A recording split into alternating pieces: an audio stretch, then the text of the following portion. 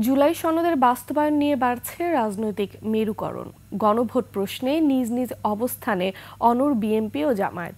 দলগুলো বলছে ঐকমত্য কমিশন যেহেতু রেফারির ভূমিকা পালন করেছে, তারা আলোচনার আহ্বান জানাতে পারে।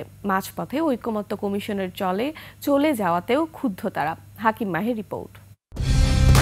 কালার এক্সপার্ট, জর্জ স্যাপ এবং মাইল্ড অন হ্যান্ডস টেকনোলজি সমৃদ্ধ অরিক্স ক্রিস্টাল ওয়াশ আপনার লন্ড্রি এক্সপার্ট। সম্ভব হলে আগামী এক সপ্তাহের মধ্যে সরকারকে ঐক্যবদ্ধ দিক নির্দেশনা প্রদান করার আহ্বান জানানো হয়।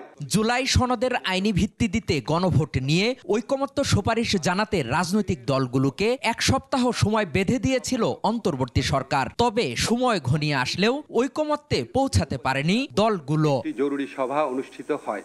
বিএনপি ও সমমনারা স্বাক্ষরকৃত জুলাই সনদের ভিত্তিতে জাতীয় নির্বাচনের দিন গণভোটের পক্ষে, আর জামায়াত ও তার সমমনা দলগুলো নভেম্বরের মধ্যেই গণভোটের দাবিতে স্মারকলিপি দিয়েছে প্রধান উপদেষ্টার কাছে।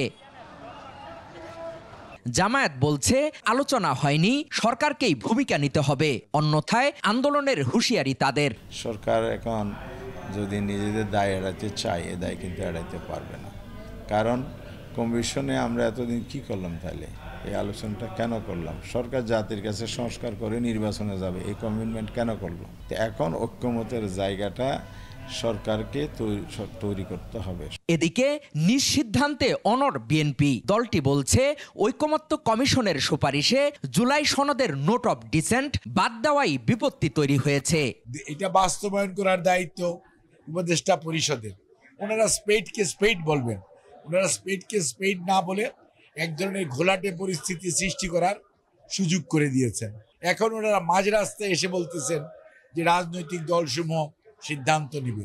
রাজনৈতিক দলসমূহ যদি সিদ্ধান্ত নিতে হয়, তাহলে তার উপদেষ্টা পরিষদের এত এক্সারসাইজ, দেশে বিদেশ থেকে এত বিভিন্ন ধরনের এক্সপার্টিজ এনে যে সমস্ত কমিশন করা হয়েছে, যাদের এই কমিশনের সবচেয়ে বড় দুর্বলতা ছিল অরাজনৈতিক ব্যক্তিদেরকে দিয়েই এই কমিশনগুলো বেশি সাজানো হয়েছিল।